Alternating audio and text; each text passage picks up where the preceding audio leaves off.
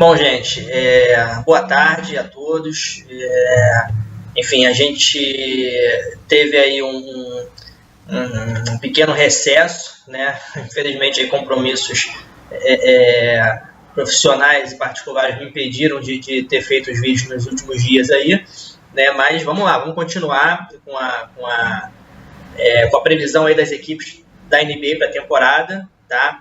A minha meta ainda e a gente vai cumprir essa meta, fazer as previsões de todas as equipes até o dia 30 de setembro desse mês, que é quando começa a pré-temporada da NBA, ou seja, quando os jogos começam para valer. E, enfim, por isso a gente vai dar uma acelerada aí, aproveitando esse tempo agora que a gente está livre, para falar dessas equipes que faltam ainda nessa previsão. Só lembrando que os últimos vídeos a gente fez em cima de um noticiário, né, de uma listagem, aliás, de duas listagens que foram divulgadas dos melhores jogadores da NBA, então vai fazer parte também do canal essa questão da gente tá falando de noticiário, de coisas que dizem respeito à liga, né? Então, esses últimos vídeos foram falando exatamente dessa listagem, tudo, algumas polêmicas, né? E eu dei minha opinião em relação a essas listas, né, que saíram tanto da Sports Illustrated como da ESPN, dos 100 melhores jogadores da liga atualmente, e agora a gente continua com a previsão. E para reforçar também, a gente está começando com esse canal, só para quem ainda não conhece, para quem está chegando agora, a gente está começando esse canal para falar exclusivamente de NBA, tá? Então a gente vai estar aí sempre comentando o que acontece na liga, enfim, falando sobre jogos importantes, noticiário, transações, né? E, enfim, principalmente falando, né, dessa liga que é a maior liga, enfim, a melhor liga de basquete do mundo. Então, o NBA na veia aí. Vamos lá, vamos continuar.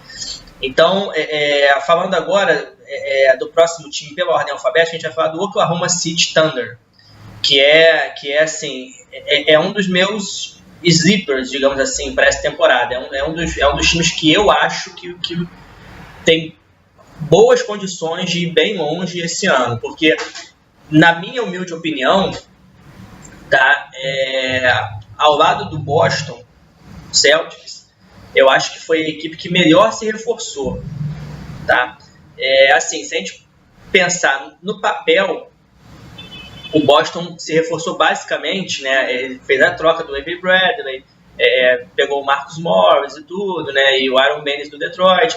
Mas, assim, basicamente o Boston, em termos de reforço, pegou dois All-Stars, dois astros, que foram o Gordon Hayward e o Kyrie Irving. Enquanto o Oklahoma City pegou um All-Star, que é o Paul George. Por que é parecido, então? Porque o Oklahoma City, para pegar o Paul George, deu muito pouco em troca, tá? Ele trocou o Victor Oladipo e o Domantas Sabonis, que são dois jogadores role players, são dois jogadores que fazem ali a composição. E pegou um cara muito bom, que eu vou até falar sobre essa troca um pouquinho mais à frente, mas, na minha opinião, um dos melhores jogadores aí da NBA, entendeu? E, em compensação, o Boston, né, já o Boston, ele pegou realmente o Kyrie Irving e o Gordon Hayward. O Gordon Hayward não, né? Porque o Gordon Hayward, na verdade, ele veio na agência livre, né?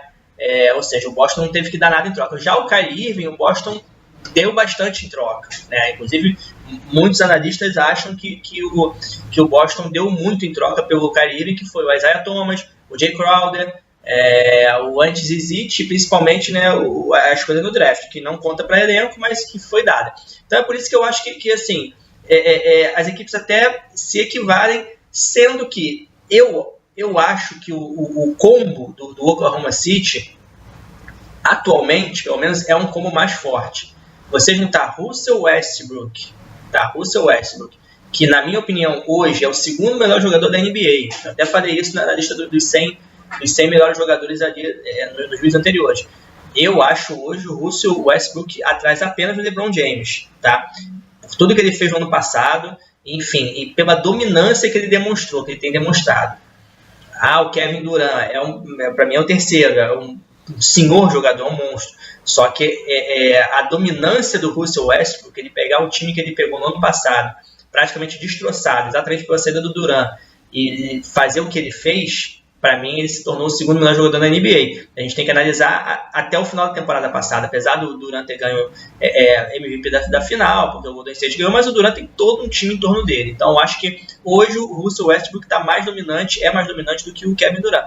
Então você tem Russell Westbrook e o Paul George, que na minha opinião é um jogador até assim, que as pessoas de repente não estão dando a devida importância. Eu tenho visto aí, até nessa listagem dos melhores jogadores, colocando o Jimmy Butler acima deles. São jogadores parecidos, mas eu acho que o Paul George é mais alto, entendeu? Eu acho que o Paul George é um cara, eu acho que nos detalhes ali ele ganha do Jimmy Butler, tá? Eu acho que ele é um cara mais decisivo, ele já teve lá na frente em batalhas com o Miami Heat do LeBron James, marcando o LeBron. Por exemplo, o Jimmy Butler, eu acho que para marcar o LeBron ele já é um cara mais baixo, ele já leva bastante desvantagem. O Paul George é um cara que consegue parar na frente do LeBron, e isso é um exemplo da versatilidade mesmo defensiva do cara, e ofensivamente os dois são muito bons. Eu prefiro o Paul George, tá? Então, assim, falando desse combo, desse combo de Westbrook e George, eu acho que é um combo assustador pro restante da liga. Então é por isso que de repente, eu tô falando que, sabe, as pessoas, mas o Thunder, ok, ele já tá ali na lista dos times que são favoritos e tudo. Mas, por exemplo, agora essa semana a ESPN divulgou aí as odds, né, ou seja, as perspectivas, né, das equipes, e cometeu um erro, na minha opinião, de ganhar o título, no caso, botou o Houston Rockets na frente do Oklahoma City Thunder. Para mim, não. Para mim, o Oklahoma City, tá? Por exemplo, o combo Russell Westbrook e Paul George é um combo mais poderoso do que o combo James Harden e Chris Paul, na minha opinião. O Houston, ano passado, exatamente eliminou o Oklahoma City na primeira rodada dos playoffs, mas o Oklahoma City não tinha o Paul George. E vamos lembrar, o tempo em que o Russell Westbrook ficou em quadra, o Oklahoma City ganhou do Houston Rockets. O cara não pode jogar todos os jogos os 48 minutos. E aí entra o Paul George, tá? Ou seja, vai descansar o Westbrook, Paul George fica em quadra, segura a onda ali, e aí eles fazem esse revezamento, e no final do jogo os caras jogam juntos, completam o jogo juntos. Então eu acho que o Oklahoma City de repente é a equipe, tá, do Oeste que melhor se reforçou, ok? Já teve uma temporada de playoff no passado, com uma temporada monstro. Acredito em outra temporada monstro. Russell Westbrook, com a ajuda do Paul George, é um time perigosíssimo, tá? Vamos falar da equipe. A equipe perdeu aqui aqueles dois jogadores que eu falei na troca com o Paul George. Perdeu também ali o Taj Gibson, né, que chegou no meio da temporada passada e tudo, né, e foi para o Minnesota, mas assim, ganhou o Patrick Patterson, tá, que é um jogador número 4, é um pivô, tá, que, cara, ele também é um cara muito não é muito apreciado, mas é um cara que faz o trabalho sujo ali, e é um role player, é um jogador ali que defensivamente é muito bom, um cara muito energético, ajudou muito o Toronto nessa reconstrução do Toronto aí, que o Toronto vinha dominando a Conferência do Atlântico até o ano passado, então ajudou muito, é um cara importante. Acho, inclusive, que vai ser titular.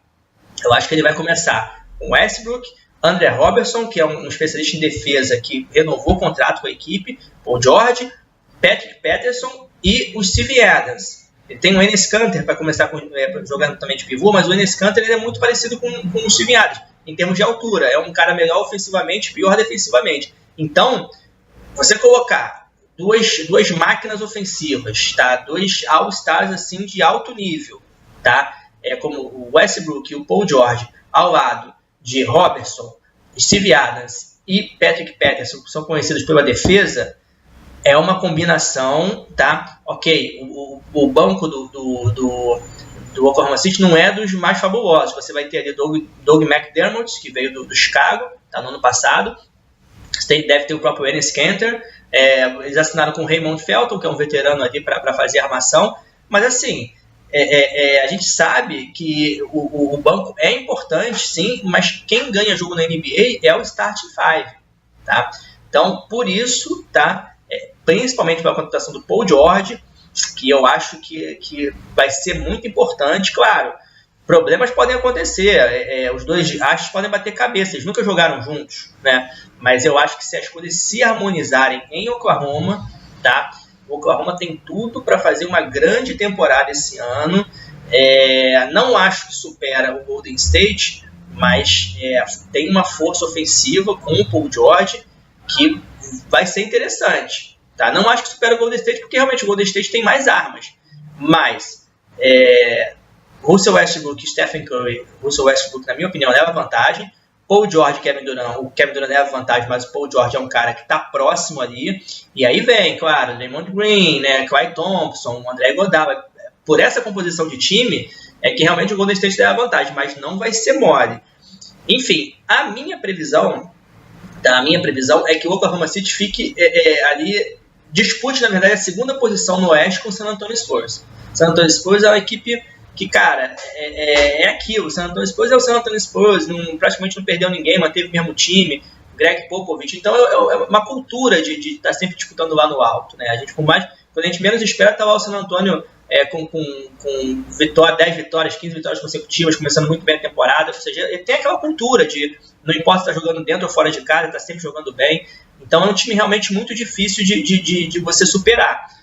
Mas por outro lado, é a questão do conjunto. Por outro lado, o Oklahoma City tem a questão individual, que também é muito forte. Na verdade. Então, eu acho que ele vai disputar a segunda posição com o San Antonio, até acho que fica em terceiro lugar no Oeste. Tá? Mas, de qualquer maneira, é um time para se ficar de olho. Tá?